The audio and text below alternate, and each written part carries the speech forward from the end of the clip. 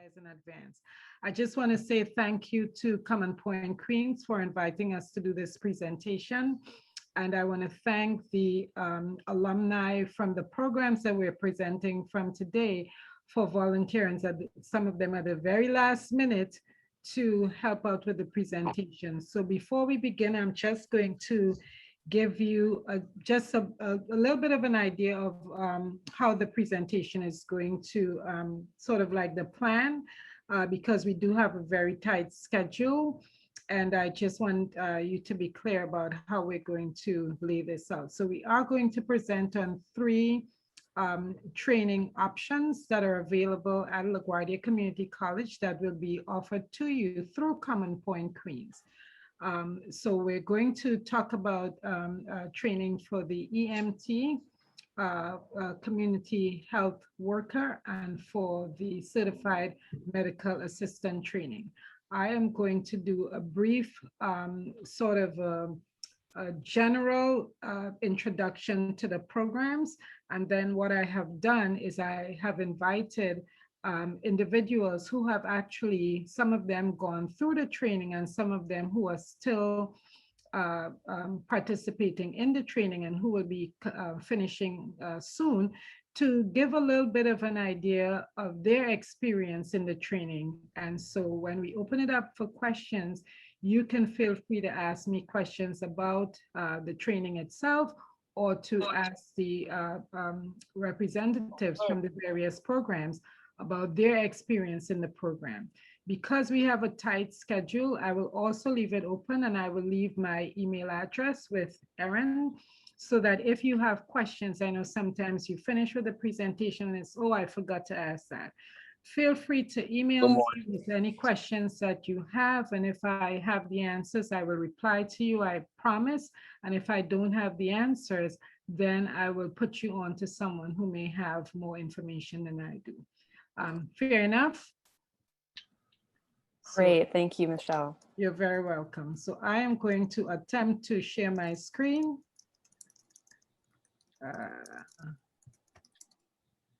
And I will begin.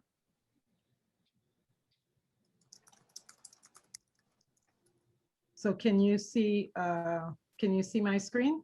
We can see it. Okay. Yes, I can see it. Okay, so this is when it's good for you to, so we start with the EMT training presentation that I've gotten from the director, Christine Alvarez, and I want to thank her for her time and a little bit of humor. This is when you call dispatch for directions. So as an EMT trainee, you will get here an overview and inside view of the training that is available at LaGuardia Community College. There are EMT trainings that are available at several places and things, even though there are standard ways that trainings are being done, I will speak to the way that training is done at LaGuardia. So we are LaGuardia Community College. Christine Alvarez is the director of the pre-hospital care department at LaGuardia. Many of the trainings that I will give to you or present to you today come under pre-hospital care.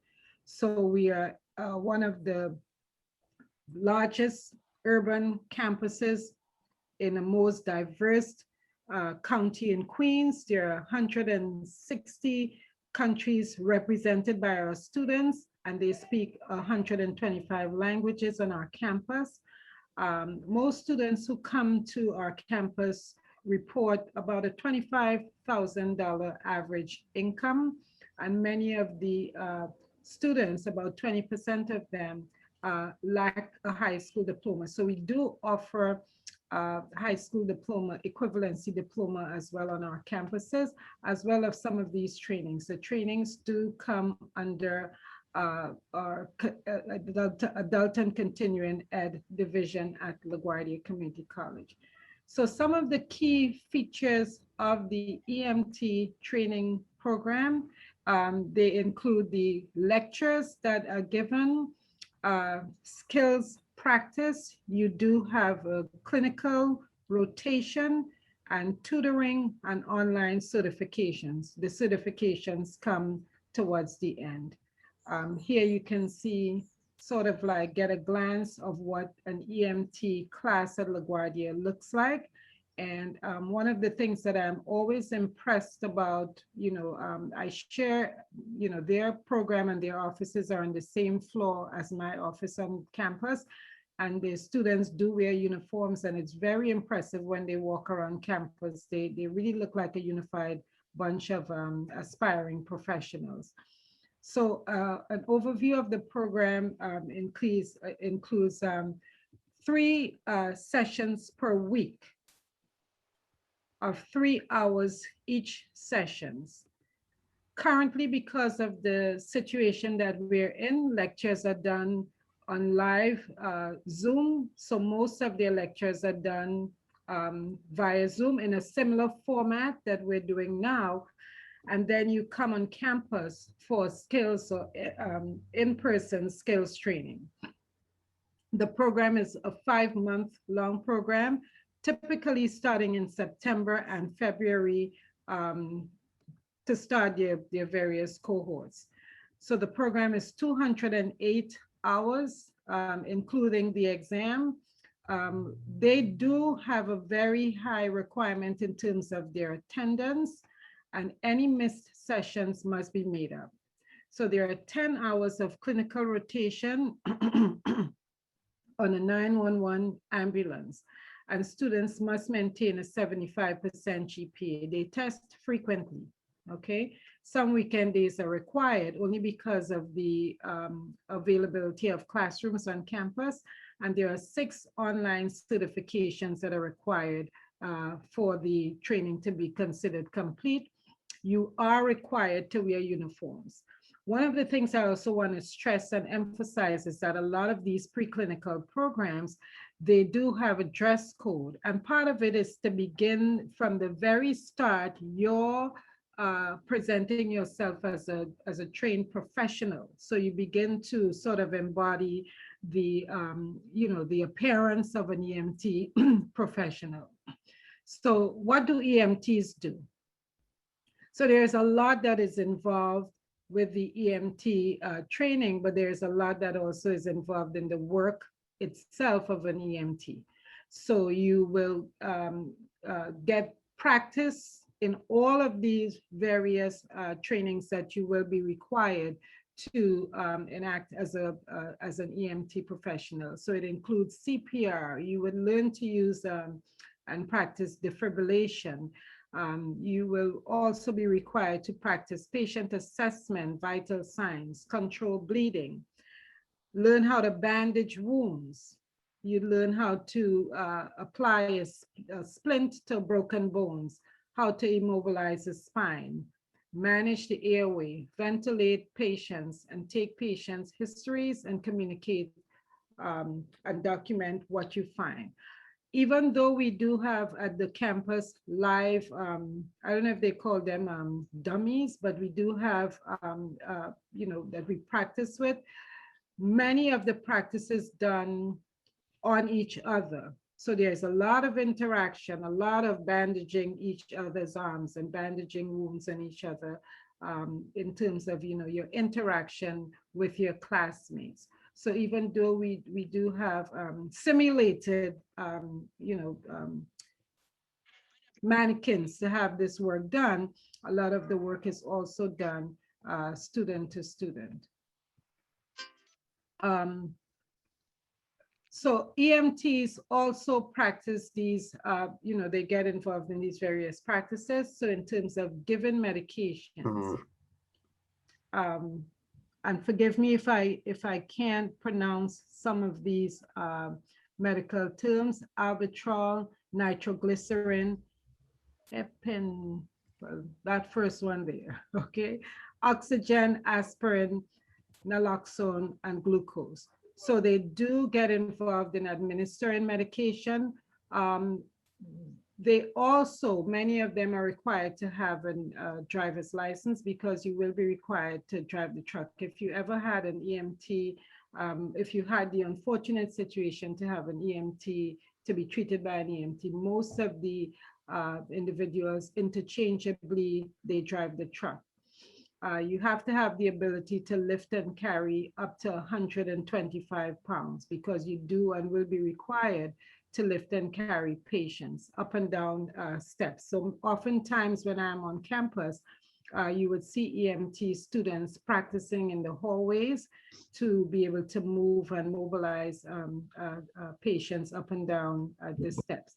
The mannequins that they use are usually weight specific. So I've never seen them carry live people up and down the steps, but I've seen them use the mannequins up and down the steps, and the mannequins weigh up to 125 pounds as well. So what is the eligibility for participation in the program? So you have to be an adult, defined by being 18 years old or older. You have to have the time to attend classes and to study. That's very, very important, not just in class time, but you have to be able to put in the time to do the extra study. You have to be suitable for an EMT career. And I'll say that about any of the trainings that you are thinking, you have to think first to begin to be honest with yourself. Is this the right career for me? You have to have the not just the aptitude, but the attitude for this type of career. They do testing, so you must be able to at least read at the 10th grade level or above, and that is determined by the TAPE test. You must have a high school equivalency diploma or an equivalent, and a valid New York state driver's license. And again, it's important to have your license because it makes it easier for you to negotiate employment at the end. Many of these training programs, they're not training for training's sake. They're training with the intent of you being employed at the end. So coming in, they want you to have all the criteria and all the things that you need so that you, when you exit, you would be suitable for employment. So here's just, give you an idea of, what that scene may look like. And I'm pretty sure you can Google and you can probably find many opportunities on YouTube or the social media that you can see what the life in the day of an EMT individual looks like. It is a tough job. You're working under a lot of pressure. You're sometimes having to make split-minute decisions and, and people's life situations. So you have to be able to be someone who can work calmly in this type of what might otherwise appear to someone else to be a chaotic environment. The overview of the intake process. So if you look, it's extensive. So part one, the orientation to the EMT career, that's a session that they have on campus. So now it's on Zoom. So it lasts an hour, and then it talks to you about the physical demands of the EMT, of the job itself. It tries to educate you about the emotional and psychological effects of doing this type of work. It is shift work, so you can be working morning, evenings, daytimes, night times, on holidays. It's outdoor work, not necessarily sitting at a desk in an office. They will give you the information about salaries, the jobs, and the career paths. If you start off as an EMT, what does that career ladder look like? They talk to you about what employers are looking for. They do drug testing, and I know that throughout many states, including New York, drug laws are changing fast. So I can imagine that there's a lot of new information that is going to be shared in that realm. They do require a motor vehicle abstract so that they can see the history of your driving record. They go over with you class schedules, your study time that is required, the academic and attendance demands. They talk about your criminal background. I think with some jobs, including EMTs, at some point, if you're working with vulnerable populations, they do background checks so that they can make sure that you're a person that is suitable. Right up, there's an ambulance depot right up the block from my house, so I hear that all the time. They talk to you about the resources that are needed and then what they will provide. Part two of the involves the pre-screening for this career path and for this training.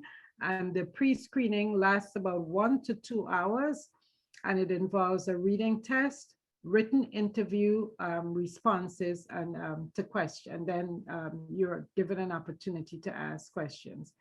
So this gives you a little bit of, an idea about the schedule, how you can plan for the responsibility of school. So they do encourage very, very strongly that students, create a calendar for themselves. Many students who sign up to do the training, some students may be doing it part-time, and they may already either be working or, they have a part-time job. So they encourage students a lot to just map out your schedule in a way so that you can have some idea, not keeping all the information in your head, but you can have a plan for your day, for your week, especially if you're managing other aspects of your life. You would need to have your plan on paper so that you can be appropriately prepared for the demands of the training, along with the demands of the rest of your life. Here is just an example of students working together. And as you can see, all students are appropriately dressed in their uniforms. That is a major, major requirement, so that, again, you start your professionalism from day one.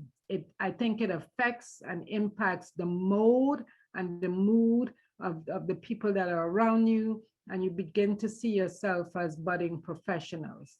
It also keeps you safe in terms of, when you see each other, there's already a camaraderie that begins to develop. Another example of,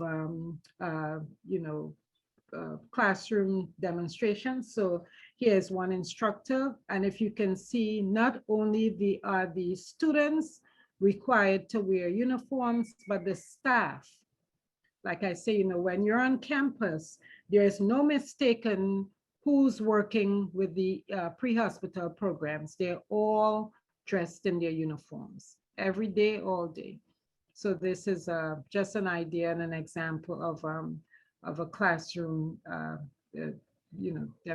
demonstration.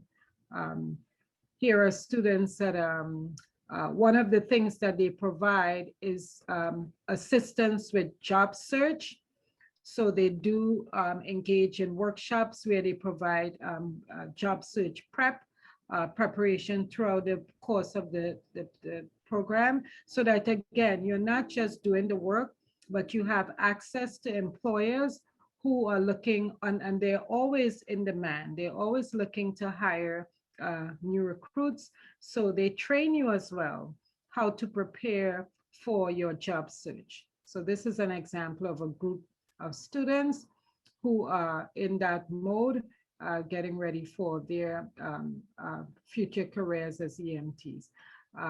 Along with the job search preparation, they do career readiness, and that support is readily available. So they help you with mock interviews, resume workshops, job search prep, again, allowing you to understand which agencies and which, where are jobs available, and then do the job placement activities.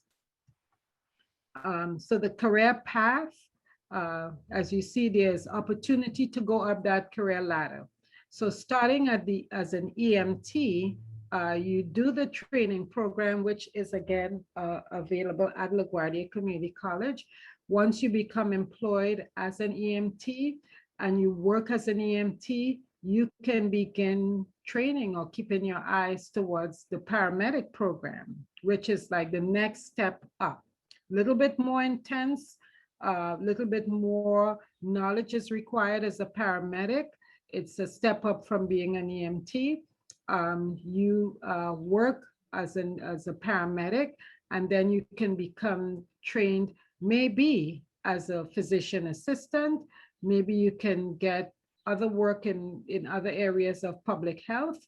There are other opportunities available, including coming back. I've seen individuals who have trained and worked as EMTs and paramedics who've come back and become instructors. There are a lot of individuals at LaGuardia who work and teach in the EMT program who are active in their roles as EMTs or paramedics. And again, here, staff building confidence with faculty support.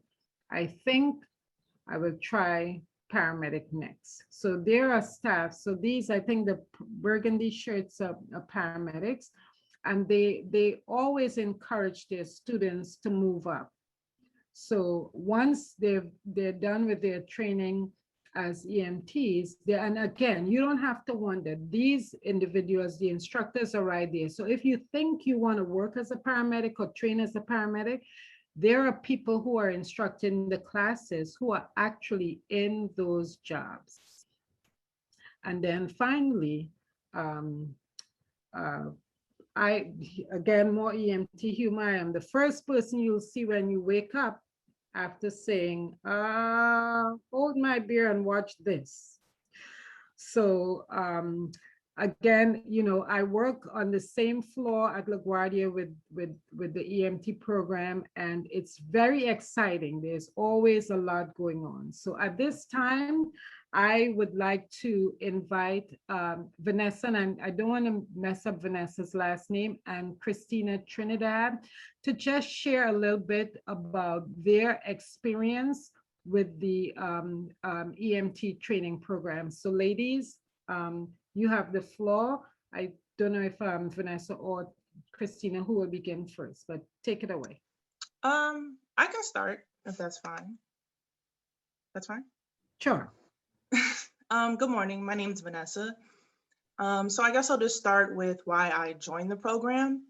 And of course, generally, I think the answer is for a lot of EMTs, well, in the training, is that we want to help people, of course. So that's like the first and foremost answer. But I'm also somebody who really likes to learn. And I'm also a military veteran. And one thing that I really missed throughout the years of being out of the service was that I miss being a part of something bigger than myself. And I wanted to learn more skills, and I wanted to get back into really helping people. So being in this program, you really get the sense that you're in a team. You wear the uniform, you come to class, everyone is helping each other, everyone's hilarious. The instructors are so knowledgeable. There's so much knowledge to gain. And I'm someone who I like to stay busy, and I'm very hands-on. So I'm also working. I'm also taking college courses to finish off my bachelor's. When I started the EMT program, I was taking 4 college courses. On top of every week, you have EMT quizzes, you have to study. It's a lot of healthcare information coming at you at once. So I will admit I have had challenges where I was very overwhelmed. I've had many points where I was like, why am I doing this? What am I doing this for? But I want to do this. It just became so clear to me that this was going to help fill a hole I felt in my life since I left the service. And I've also already done my rotation on ambulance, and that was fun. You know, I loved it. I love the hands-on work. I love being with the patients, you know, even if you have patients who are disgruntled, who are going through a crisis, I like being there. I just feel like it's extremely fulfilling. I love seeing how the EMTs work, actually. So they were on the job for about 2 years at St. Barnabas Hospital, and they just worked so fluidly and so quick and flawlessly. And I just was so engaged. So now I'm definitely looking forward to actually pursuing a career in healthcare. I'm looking forward to not stopping my training. I want to keep going. I want to keep building this momentum. I'm looking at questions as well, sorry. That's So okay. And I want to give, I talk too thank you, Vanessa. I want to give Christina an opportunity to share with us. oh, I'm sorry. Okay. It's okay. No worries. No worries. You're All right, awesome. thank you. I hope that helped. That helped a lot. Thank you, Christina. Hi, everyone. I'm Christina. I'm 30 years old and I have a soon-to-be 2-year-old daughter. I work as an home health aide, and I'm currently attending the program, the EMT program at LaGuardia. So I have a lot on my plate, but LaGuardia, I feel like, makes it really easy to manage everything because they offer morning, afternoon, and evening classes. I take the evening classes, and so it makes everything possible. And it seems like a lot, but everything is scheduled and just broken up so that it's doable. And, you know, as a mom and working, I just kind of study whenever I have a break. I'll put my textbook on where it reads to you while I'm cleaning or something. So I just suggest that any way that you can study, do it. It's so worth it. I also went on my ambulance ride and it was the highlight of the program. I loved it. I'm with Vanessa. Like, I love working with people. You know, when you see patients, they're scared and they're worried and they're sick, and they see you and you just see them kind of calm down a little bit, and you know, you're there, you're going to help them, and that just feels so great. The one thing that I wanted to say is that, you know, everyone at LaGuardia is just willing to help you. The lecturers are, you know, they offer your help, and you know, even with mental health, they're there to help you.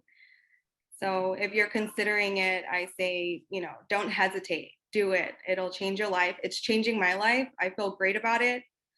I've never felt so excited about starting a career. So I wish you guys good luck.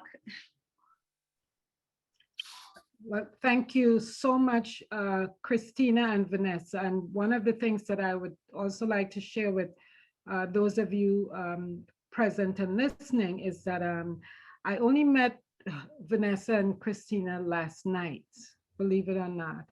When I reached out to the instructors and to the directors to ask if there were students who would be willing to speak about their experience, past participants in the program, they jumped in, you know, with both feet.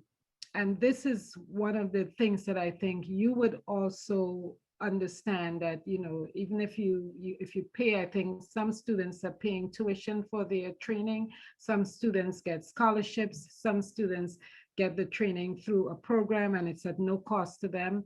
But what I admire and respect about the young people that you will meet today who are speaking about their experience is that their willingness to give back.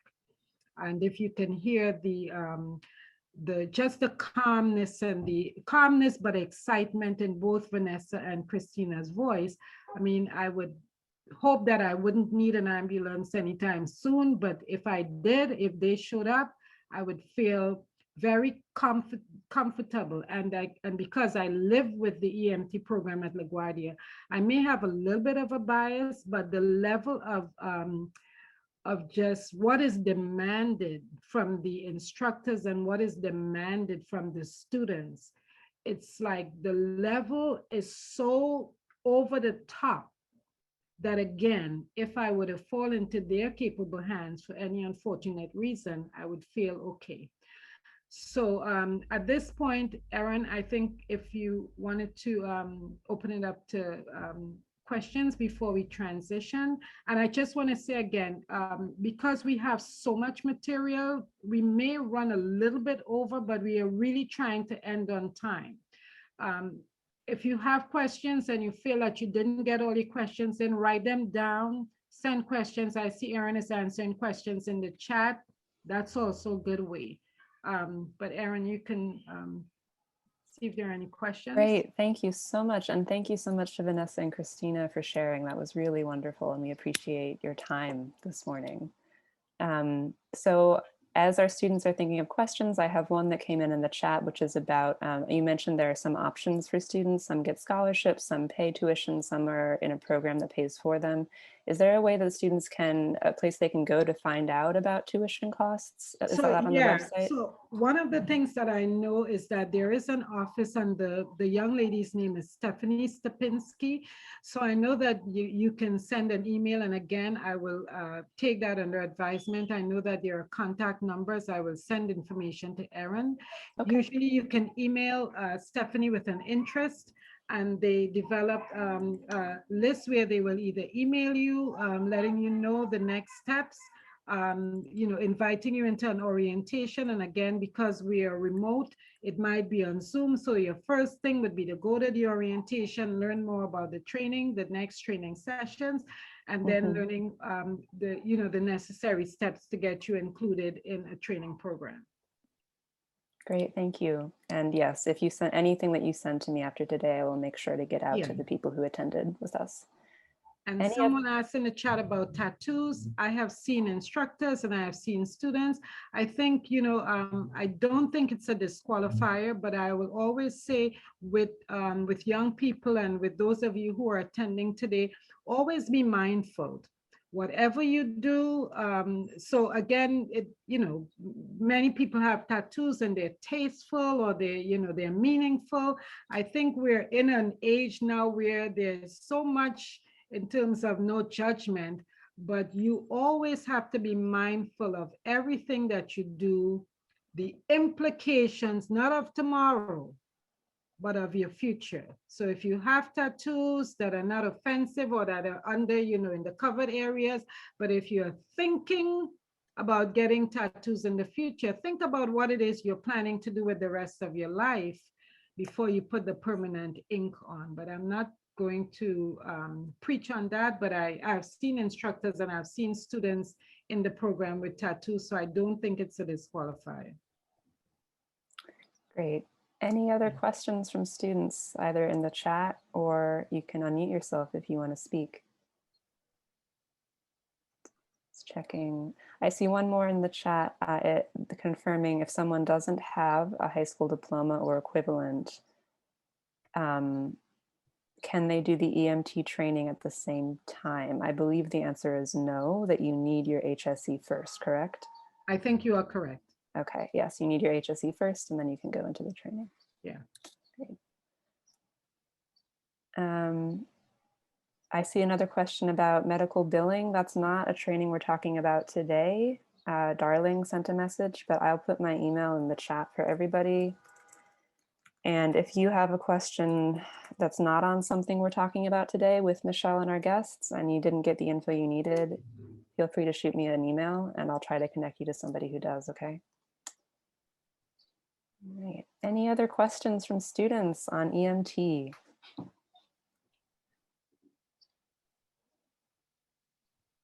All right, in that case, I'm going to move us on to our next presentation, and I'll hand it back over to you, Michelle. Okay, so I'm going to try again, and remember, work with me. I'm very low tech. You've been doing beautifully. we would never have guessed. I'm going to try and share my screen again on the right presentation. And just so that you know, we're all in a position now where we have had to pivot. We're learning new skills and gaining, new ground. So even, doing the presentations and pre-hospital programs, I'm a long-time employee of LaGuardia, but I'm very, very new to this department. So I'm learning along with you. So if I fumble or if I bungle, just, work with me, forgive me. So this next training, and again, I want to say thank you to Christina and Vanessa for, just helping us out at the last minute. And we do have 3 students who are going to help at the end of this presentation as well. So this presentation is on another one of our pre-hospital programs, and it's the Community Health Worker Certificate Training Program. Can you see my screen appropriately? Can you see my screen? Yes. Okay. Okay. So this is a Community Health Worker Certificate Training Program for English language learners. Now, one of the things that we also offer at LaGuardia, some trainings are open to the general public, and then some trainings are specific to populations of individuals that are either severely underemployed or unemployed. So English language learners, we do have a number of trainings available for people who are either new immigrants to the country or whose English language is limited. And the community health worker is one of them. I do think they also have a community health worker program for everyone, okay? So the community health worker program, who is a community health worker? And community health workers are, people on the front line. They're public health professionals who are really kind of trusted individuals in the community who have a great understanding of many needs of their community. So they understand the ethnicity, they understand culture, they understand language, and they have life experiences. And if you live in Queens, you would know that Queens, as I said before, it's a very, very diverse borough. And if you, for me, I'm an immigrant. I've worked with a lot of immigrant populations, and sometimes when you have to share information, especially sensitive information, or if you have to get sensitive information, there's always more traction or more success if that information is shared with or comes from someone who speaks the same language or who understands sort of the nuances of, what a patient or person might be going through. So some titles for community health workers, sometimes they're called lay health advisors, lay health advocates. They are promoters in public, public health aides, public family health promoters, family support workers, health advisors, health coaches, health facilitators, health liaisons. So they come under, depending on the agency of they're assigned to hospitals, their titles vary a lot. So these are some of the various titles that they go under: case workers, community follow-up workers, health advocates, community health advisors, community health aides, outreach workers, outreach specialists, patient navigators. Sometimes you go into a hospital and these are some of the people that you may speak to before you even get to see a healthcare provider. So these are some of the various titles that they go under. In terms of their roles, so community health workers play a very vital role in communities. So they kind of bridge the gap between the communities and the health and social services that are being offered. And just like I said to you, sometimes when people, excuse me, are going through challenges, especially health challenges, where they may have to disclose very personal information, they may find it a little bit easier to work with someone who they feel are more connected to the things that they might be going through. So some of the things that they do is that they conduct outreach to difficult to reach populations. They provide culturally appropriate basic health education and information. They provide informal counseling, social support, direct services, such as basic first aid and administering health screening tests. They conduct home visits. And just like I said before, a person may be more inclined to have someone come into their home who understand this is the way I live. right? So they may volunteer information more easily. They may be a little bit more welcoming if the person who's coming into the home speaks the same language, understands why it is why are you, whatever it may look, whether you have pictures in the house that look a certain way, artifacts in the home that look a certain way, you eat a certain way, live a certain way, people may be sleeping in a certain way, they understand it, they get it. So community advocates or the health workers get an easier time going in. They help people address broader cultural and environmental and lifestyle issues, and they advocate for individuals and community needs. They also help with translating and interpreting services. So in addition to helping the individuals in the community be more receptive to services that are being offered, they are also instrumental in bringing information back based on the community needs to the service providers. So some of the attributes of a community health worker is that they're connected to the community. You have to have a certain degree of maturity and wisdom. And that doesn't mean to say you have to be a certain age. You have to be emotionally mature, sensitive, and tuned in to what is going on. And I have worked with many young people who get it, who are so sensitive and culturally aware and in tune that they can go in and be open-minded, they're non-judgmental. You have to be friendly and outgoing, sociable. You have to be empathetic to people's situations, not judging them for how they look, how they live, what they do. You have to be caring, honest, respectful, and patient. That is going to get you the furthest. This bullet point should have been to the top. Because once people sense your honesty and your sincerity, they're more inclined to giving you what you need. You have to be persistent because sometimes people resist. And you have to be responsible and reliable. Starts at 10:45, but you have an appointment with Miss Mary and you say to her you're coming at 10:45, you should be dinging that doorbell or calling her on the phone to let her know that you're downstairs by 10:43. Not 10:50, right? So these are all things, again, even if you decide to go into becoming a community health worker, a lot of these are attributes that you have to already come with. These are things that come from you, from within. The training program can help, bring more of it out, but these are attributes that you have to have within yourself. Where do community health workers work? The work setting. They work in community-based organizations. They work in social service agencies, health clinics, hospitals. Some of them work at universities and research projects because they want to know what else do communities need. And they also work with the Department of Health. So these are some of the environments that they work in.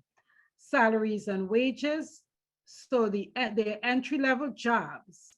So I didn't want to make a change when I saw this because I'm not quite sure how old the presentation is, but I believe now that we're around here to the $15 an hour mark, at least for New York.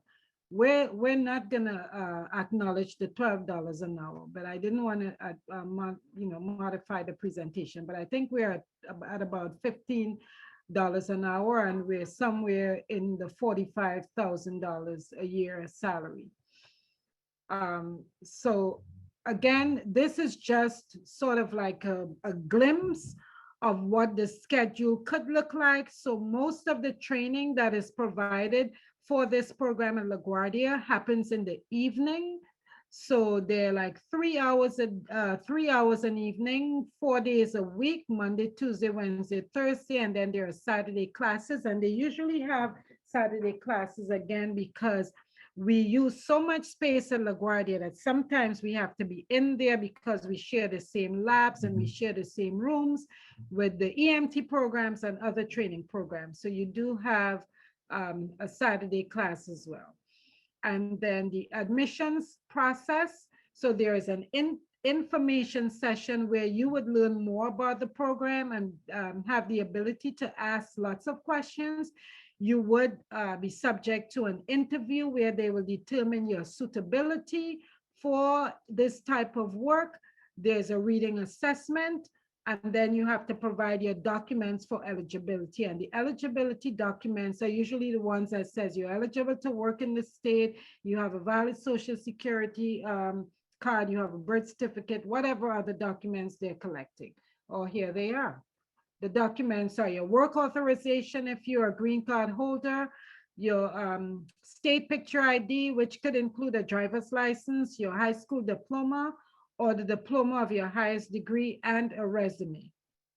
And if you don't have a resume as yet, there are lots of programs, the public library, everybody's offering to help you put together a resume, and I'm pretty sure that Common Point Queens is on that as well. What are your responsibilities? So you have to have passion. Can't show up for this type of training and this type of job all willy-nilly. You have to have passion. Just like those EMT, these are all helping professions. You have to come with your genuine self. So you have to have passion to be a community health worker. Just as I said, on time and punctual. And that starts with the training for class. If you continue to show up to the Zoom all late and whenever you feel like it, don't study, don't do your assignments, then no one is going to consider moving you forward for this kind of a program, because no one will want to entrust you with taking care of someone if you can't take care of your own responsibilities at the point of training. So this really gives you a snapshot. I know this seemed like a drive-by presentation, but we're really kind of giving you a synopsis of what the trainings are. And you can always, did I mention that there's an ambulance depot right up the block? Every day, okay? So at this point, there is also some contact information, but what I would prefer is that if you have questions or you have an interest, loop back in with Erin, and then Erin would loop back in with me, and then we would make sure that you get the appropriate follow-up information that you need to make an informed decision. So just like we did with the last presentation, I have invited some individuals who can further chat with you. So we have Carlos, Huma, and Lydia. And again, I met them 2 days ago. But when I sent out, the invitation, immediately people just jumped in. I want to talk to the attendees. And if I'm not mistaken, Huma and Lydia got the information about their training from Common Point Queens, correct? So at some point, they were in an information session just like you were, found out about this training, and then voila, here they are. So and then Carlos, I don't remember Carlos telling me how he got his information, but look at Carlos, he's at work. And he said, no, Miss Patterson, I want in. I'm taking my break and I'm going to come talk to the participants. So I will be quiet and I will allow these three wonderful human beings to talk about their experience as community health worker trainees. Thank you, Ms. Patterson, for having me. Carlos, Huma. Hi. Hi, everyone. Hi, everyone. Thank you for the invitation to be part of this introduction training. Take it away. All right, so, okay, can I start? Yes. All right, as media person didn't say, so I got this information about the training through my manager, because I work for a Norway hospital, but I don't have the certificate even that I have been doing this. So that's why I want to start right there with the first questions. So why I become a student for this program, because to get a better knowledge or to improve my knowledge, to be better understanding how to do management through the books, and also to get my certificates. I say I have been doing this job, but I don't have a proof, a paper proof that say, okay, Carlos, you are allowed to do this specific position. So that's why I'm right here. And what challenges do I face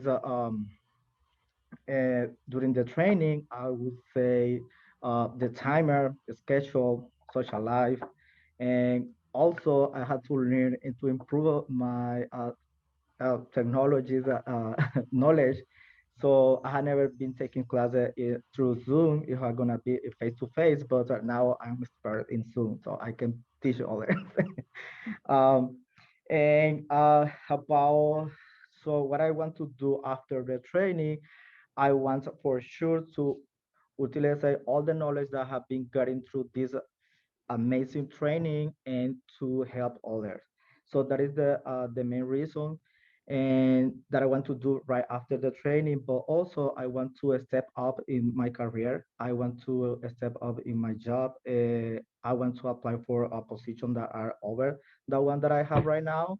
Now that I have better knowledge how to management people, how to help them to look out for the benefits if they need it. And so about, hold on a second. What if I need to? So what I learned, I will, I will, I will quote, I will say that I improved my passion. I will, I will say that even that I know that I have passion for this job and help others, this training has helped me to improve it. I will say that this training was like a mother feeding a baby. So this in this way, I got more involved, and I know now that I want to do this job for the rest of my life. So there is a lot of people that they needed people that they are very passionate to help others. This is not a type of job that is just looking for a salary. That is the job that is looking for what you want to do for the community. So if I would recommend this training program, of course. So actually, we haven't finished yet, and I'm started telling Dania, hey, look, there is three. I have recommended three people already.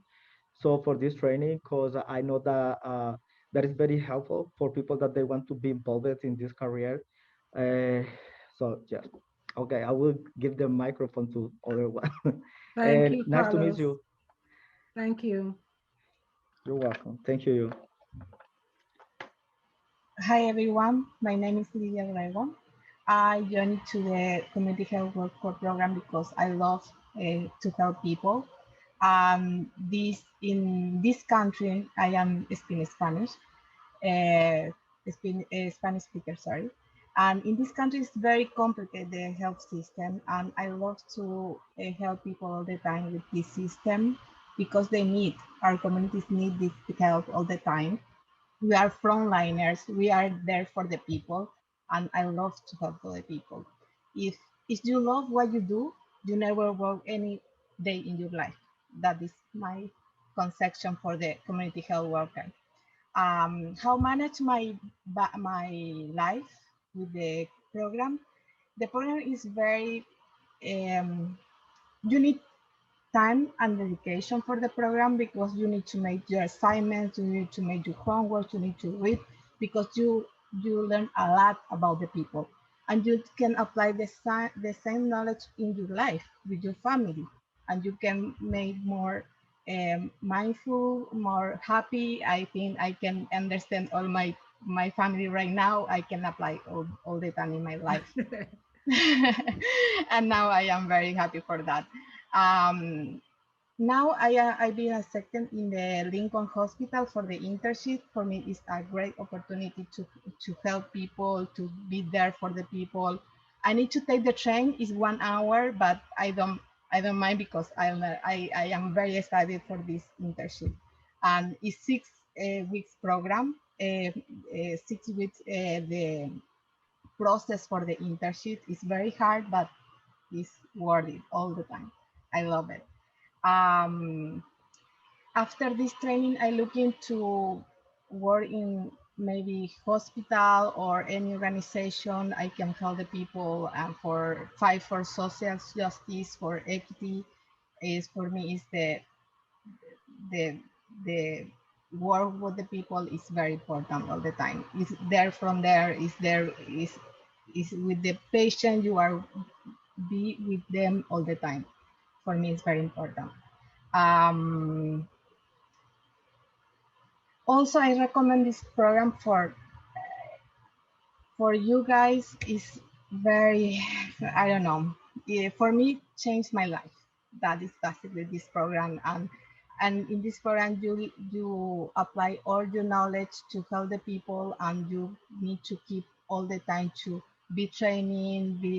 You all the time you need to be get new information for help because the help all the time is changing.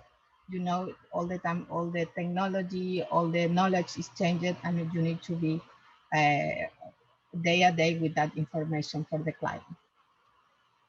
Thank you, Lydia. Thank you Huma? so much. Hi, everyone. My name is Huma Khan, and since I am an immigrant in US, so I understand that how difficult it can be to reach out the resources when you need them, and getting the right information and getting the right help. It's really important for the people who are in need at that moment. That was my passion for joining the program of community health worker. I got this information online from some Facebook group, and because I was curious, I was just jump into it. That yeah, I wanted to learn more. I have two kids, and my daughter, she is 7, so, and my son, he is 5. So I always have that thing in my mind that I cannot leave my kids at home and go to the college for like I have to take out at least 4 hours from my life and go and study. But I took this opportunity because we were doing the sessions remote from home. So it was best thing happened to me that I can utilize that time. I can stay with my kids and I can just learn from my home. What are some positive things I wanted to share you about this program is that you're going to learn a lot of things in this program, that teaching skills, and not only that you are getting the education, you will get that confidence that you're going to teach other people that how to take care of yourself. Coordination skills, you will be more focused and you will be advocate for other people, that how to reach out to someone when you are in need of help, how to talk about something that is really important to you, and how to connect to people and tell them that yes, this is something that you need and you wanted to change in your life. Okay, so my next recommendation, would I recommend this training to someone? Yes, definitely. If you are someone that you have this passion to serve your community, and you are willing to learn, you are willing to commit to this program, I would not lie. It's when you are doing this training, you will be on online classes, you will be learning a lot of stuff, you will be doing new things. I never use PowerPoint, and now I'm pro in that. I was just doing Zooms before for my daughter's school, and now I can do like everything, Zoom, creating meeting, how to share a screen and everything. So you will learn a lot of things from this program. So if you are someone who is ready to receive all that information and apply on your life and get to a point, that's the program, this is for you. Thank you so much for the invitation, and thank you for this opportunity that LaGuardia College and Common Point that gave us, and we are in this program. I did not start my internship yet. I am still waiting to join a place where I can complete my internship and just, go out there and start working. Thank you. Well, thank you. Thank you, Carlos. Thank you, Lydia. And thank you, Huma. And again, I think the emphasis here, again, for those people who are attending the session today is recognizing that the training that you can participate in not only requires you to be part of the program and it's that giving back. Even returning to most of the trainings that we provide are funded. We get funding to provide the training, and funders want to see how we're turning that around. So your showing up is always helpful to help someone else. Is that a question from Carlos and Lydia? In my case, I need to add something to with everyone. Is my group for the new community health workers are my family, my new family. We are all together in this, and we help to each other all the time in all the assignments. There are Carlos and Huma are my partners too, and we are together in this new stage in our life. Thank you so much. Thank you, Lydia. And Carlos? Actually, just I want to respond quickly a couple of questions, because I thought that the other questions are very technical for people that are employees of this. Okay, yes, we got the scholarship through Common Point. There is a process which is our 3 tests. One is the writing test. The other is questions, like I remember that are 15 questions, if I am okay, if I'm right. Are 15 questions related with how passionate you are about doing this career, or how you can manage people in their life. So you don't have to be very expert at the time, but you will learn about how to do it. And so yes, and I thought that is the way that you can get the scholarship through Common Point. That's the only thing that I want to share though. Okay, well, I appreciate all 3 of you for joining today. And I think, as Erin said, any further information about next steps, be sure to check in with Erin Sullivan. I see that she's posted her information in the chat. And then if there are questions that Erin would like to, move forward to me, then we will manage all the communication that you need. We understand that this is a limited time for the presentation. I'm, again, just really thrilled that so many of you have shown up. But any other questions, just write them down. Send your questions to Erin. Erin will get questions to me. I'm pretty sure that we'll be in communication for some time after this. So thanks again, Carlos and Lydia and Huma, for showing up and for talking to us about your experience today. Erin, any questions? Thank you so much, all of you. I really appreciate it. I see one student with a hand up, and I want to allow her to ask her question. One thing that I wanted to clarify for all of the people here, I think they might have a question about Common Point. Most of the students here are, as far as I know, not connected to Common Point at this time. They're students at LaGuardia pre-college programs. Can you, or maybe someone else in the room, just give us a really brief overview of what Common Point is and how they might get connected to that program if they want to for scholarships? Sorry. So go ahead.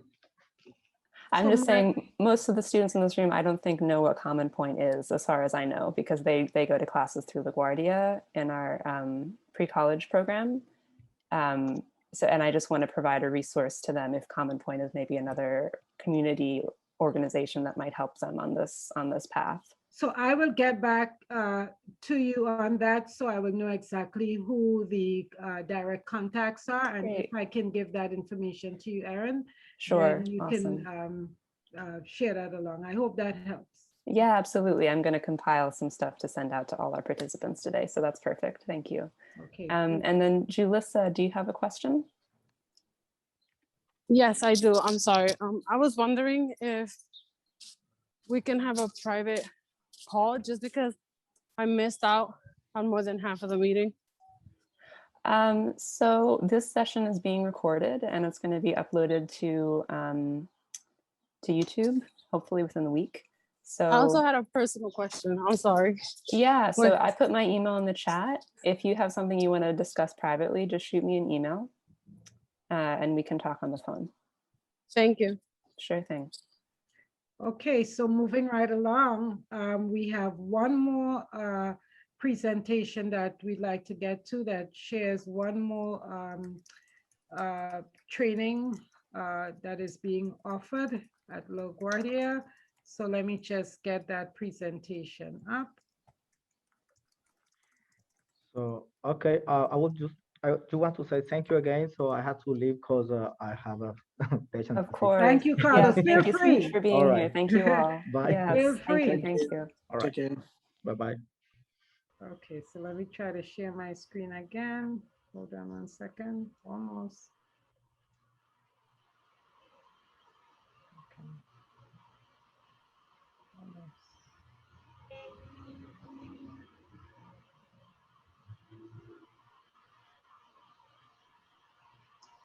Okay, so the last training that we will explore today and talk about is the certified clinical medical assistant training. And I do have a student representative who at the end will talk about her experience. She participated in the bilingual certified medical assistant training program. But this is another training program that is being offered at LaGuardia Community College. And this training program provides training for students who would like to become medical assistants. So what are the characteristics or the personality traits of a good medical assistant? And I'm pretty sure if you've ever been to a doctor's office, you've met a medical assistant, okay? So if you are to train to become a good medical assistant, and there's a theme, you can see there's a common thread here. You have to become passionate, non-judgmental, empathetic, professional, careful, courteous, and a good listener. All of these trainings that we have talked about today are trainings that are in the helping profession. And they're all trainings that train people to work with individuals who, by the time you meet them, they're at their most vulnerable. They're coming to the doctor's office for a reason. They're interacting with an EMT for a reason. They need help from the community health worker for a reason. So you have to bring your most professional self when you come to these programs. What is the medical assistant work environment? So again, you can see that most medical assistants work, and like I said, if you've ever been to a doctor's office, they're the ones that check you in.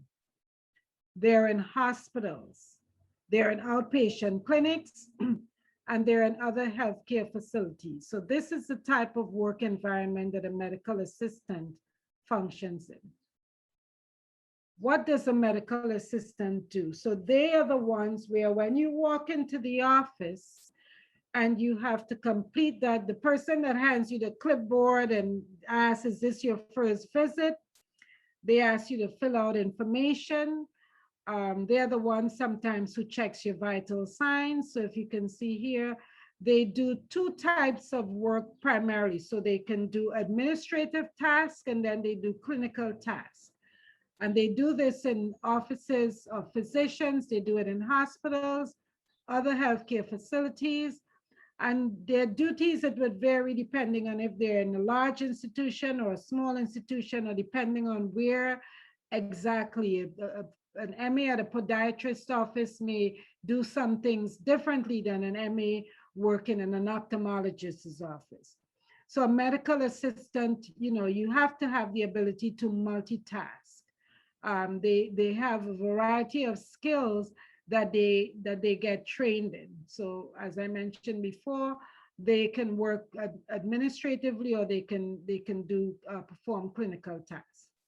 They assist a variety of providers, including physicians, nurse practitioners, and physician's assistants. They can save lives.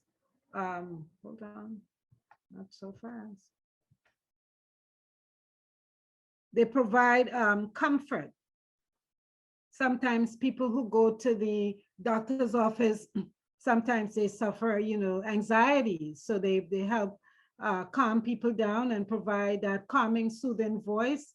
And they educate patients. Sometimes patients are not aware of certain things that are going on. So if you recognize, like I recognize a certain tone with all those individuals who spoke, the 2 EMT trainees, the 3 health worker trainees, there's something soothing and comforting about the way they speak. Even though they're very passionate about their training, there's something soothing, comforting, and reassuring about what they spoke about today. So some of the duties of medical assistants, they check patients in and out when you get when you arrive. They answer phone calls. I got a call this morning, a reminder from my doctor's office that I have an appointment on Sunday. That was the medical assistant who called. They assist providers with exams and procedures. So the person who checks you, takes your pressure, does your vitals when you go in. They administer injections or medications. In some instances, in New York State, it's not one of the tasks, but medical assistance licenses can be used across the states. So in some of the states, they're allowed to administer injections.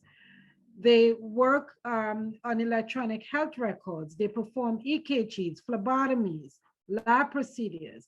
They measure vital signs. They explain procedures to patients. So if you ever had someone say, Mrs. Smith, we're going to take your blood pressure now, and they put the machine on, and then they talk you through the procedures that they're doing. And they assure the safety of the lab and the procedures. So they always make sure that things are stocked up and that everything is in good working order at the offices that you go to. So here again, they talk about, if you can imagine that oftentimes we're not necessarily doing these trainings just because we like them. We provide these trainings because there is a demand. So right now, I mean, we're living through a pandemic where there's a lot of healthcare workers that are needed. And whenever the COVID lifts and we get into a more lighter place, there'll be a lot of healthcare and pre-hospital care workers needed. So the average medical assistant salary in New York is about $43,000, a little more than $43,000, and that's as of last year. But as you can see, the range is somewhere between 40 and 47. One of the things that I learned while, I worked as the success education and success manager for the the bilingual medical assistant program, and I learned that many of the jobs that nurses and PAs did in terms of some of the tasks that they carried out in their work, because of the demand and because there's so much more need to care for patients, medical assistants were being in more demand to take up some of that load. So you can see that there's a growth in the percentage of how many more medical assistants would be needed. There's a growth of like 29%, right? And as many people are getting older, a lot of people are leaving the workforce, there will be a need for more people seeking health care, and medical assistance would be more in demand. How to become a medical assistant? Most medical assistants have post-secondary education. such as a certificate. So the course that we're offering at LaGuardia is a certificate training course. Some can enter the profession with a high school diploma and then they work, they train their way up, but most facilities ask that you have the certificate. So we at LaGuardia prepare medical assistants through a series of courses.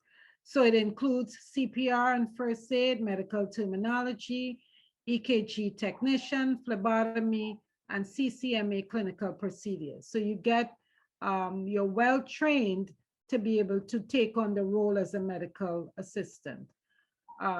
So here is sort of like a layout again of how the training runs. So first you start off with medical terminology, then you do your first aid, then you get practice with your EKG, phlebotomy, and then the CCMA procedures. And again, as I mentioned with the EMT, many of the students, so at LaGuardia, we do what is called live sticks. So if you're training on EKG procedures, you're actually practicing EKG on another student. You're practicing to put on the leads, you're practicing to set up the EKG machines, but not on a robotic mannequin. You're actually doing that on another student, as well as the phlebotomy. The phlebotomy is like when you when you have to give blood, like sometimes you go to the doctor and they have to draw blood to run tests. That's the phlebotomy. And so you practice those skills on other students and you practice up to 30 times.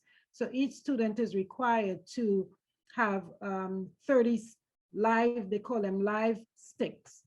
So you have to also be comfortable sort of surrendering yourself to be practiced upon.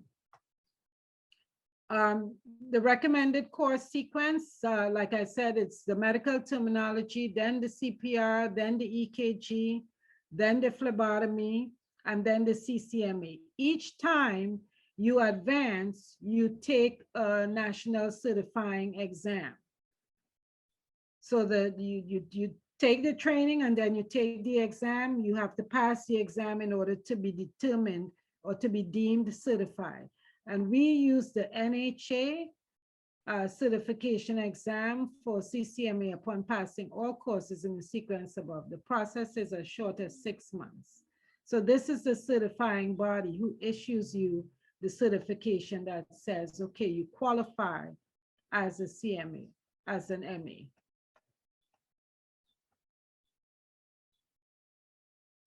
So if you completed the training in the medical terminology, EKG or phlebotomy, you can apply. So this is an option that they have for people to sort of test out. So I don't want to get too much into that because it's very person specific.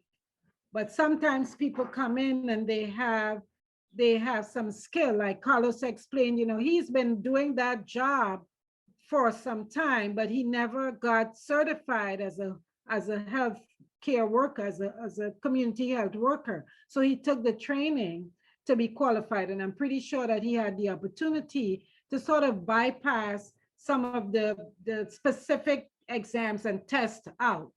So I don't want to get too much into this particular slide because it's very specific and it has to be, the testing out process has to be determined by the directors and people who know the information so thoroughly that they can then determine that this is a part of the course that you do not have to do.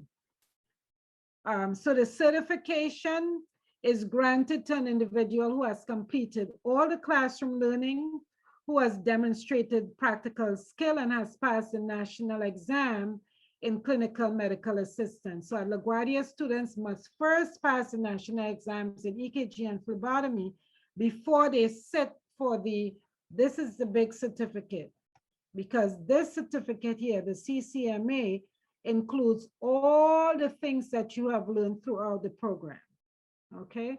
And we prepare, LaGuardia, we prepare the students for the National Health Career Association for the certification exam.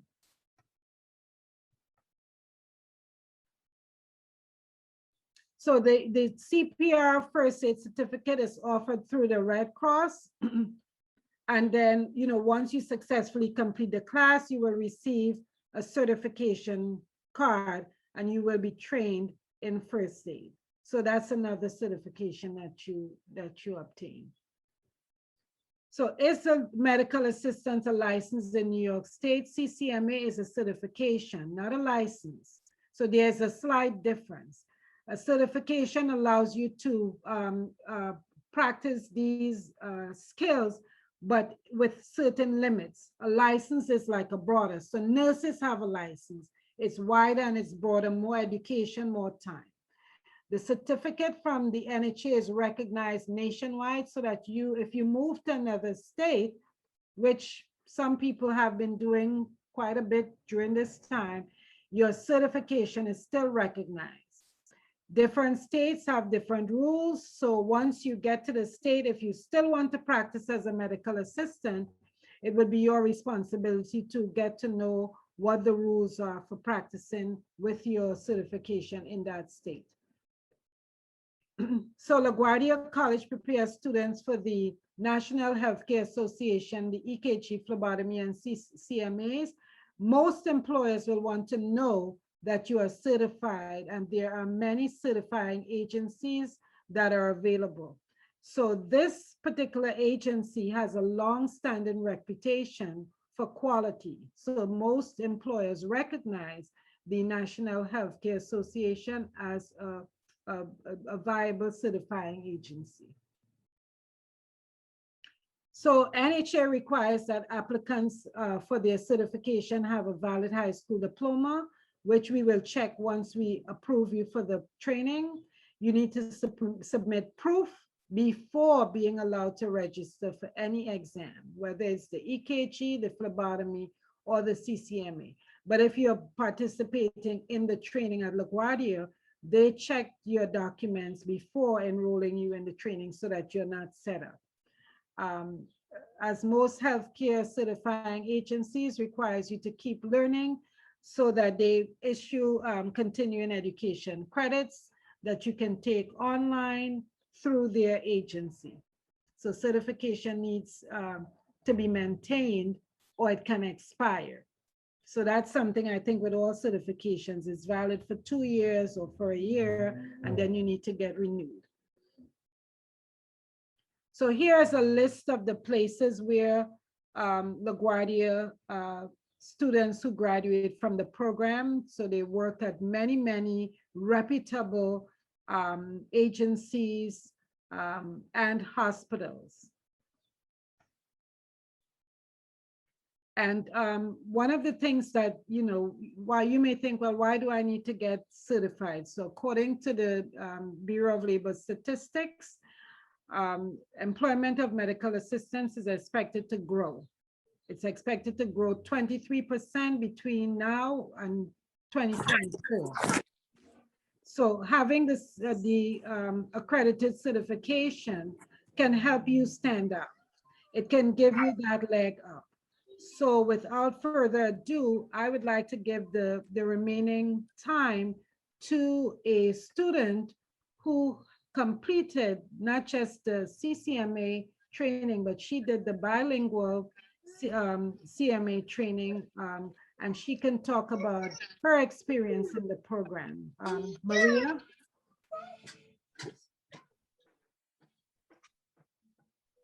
Hello, everyone. My name is Maria Capellan, and I am a clinical medical assistant. I'm certified in EKG, phlebotomy, medical assisting, and CPR. I joined the program because I was stuck in my career. I was a manager at a boutique, and I just felt stuck and felt like I wasn't getting ahead where I wanted to. And I just looked at the outlooks of healthcare careers and was very interested in joining the program.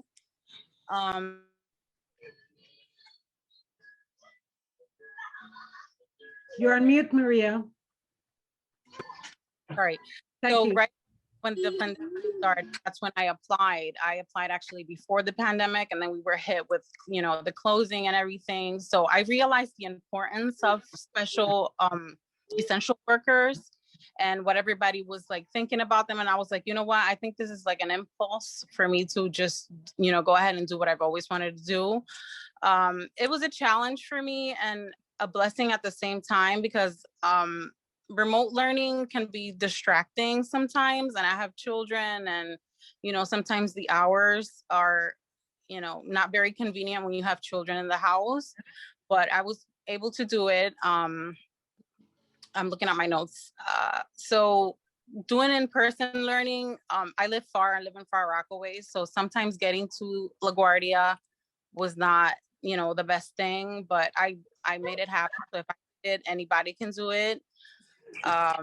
Good things about the program: the professors are amazing, the instructors, the administration. I felt like I was getting a well-rounded education. I learned so much, not only about patients and everything, but about my own body. And medicine is just, it's just amazing. I keep saying that, but it is. I got to meet like-minded students and so many awesome people that thought like me and wanted to further their careers in healthcare.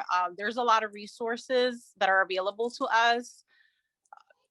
Just ask if you ever feel stuck. There might be more help than you think there is. And we also get the employer hookups. I got to internship at Northwell Cardiology Group, and it was just an incredible experience. I would come into work and just greet everybody and go check the rooms, make sure everything is in order, and then go get a patient and bring them in, take their temperatures. Now everybody's taking their temperatures, their vitals, blood pressure, just check out their, quick history. Do you have any COVID symptoms, anything related to that? Put the info into the computer, check their oxygen levels, all of that stuff. And then, maybe do an EKG or take them to the stress lab or anything like that, or do an echo. And then if after the doctor sees the patient, then I would, draw blood or, just gather any other information that the doctor may need. I am trying to complete the onboarding process with Northwell, because I look forward to remaining with Northwell Hospital. I do want to eventually change to a hospital setting because I like the action. I just really want to say that there is a high that comes from helping people and just being able to actually do your job well and to help someone be healthy and help them in that process. And hopefully I can go on to nursing, which is what I really want to do. I want to be a midwife. And I feel like this program has helped me, get in the door and, get the experience and hopefully, eventually do what I really want to do, which is nursing. And would I recommend the program? Definitely. LaGuardia is just incredible. I've been there for my first degree, which was fine arts. And I went back and, it's just a feeling of, oh my gosh, this is my school. It's anything you need, you can just ask, and it will be either provided to you or they will guide you on how to get what you need. So if I can do it, Miss Patterson knows if I can do it, all of you can do it. So I look forward to, seeing you in, any medical setting, and, good luck, definitely. Well, thank you, Maria. Thank you so much. And I just want to say, so the other students I invited because I know the directors of the other program, but Maria is my student. And I would say about Maria, she's the queen of pivot. When the pandemic came and, we've all had to make that change, we had to make that change, that switch.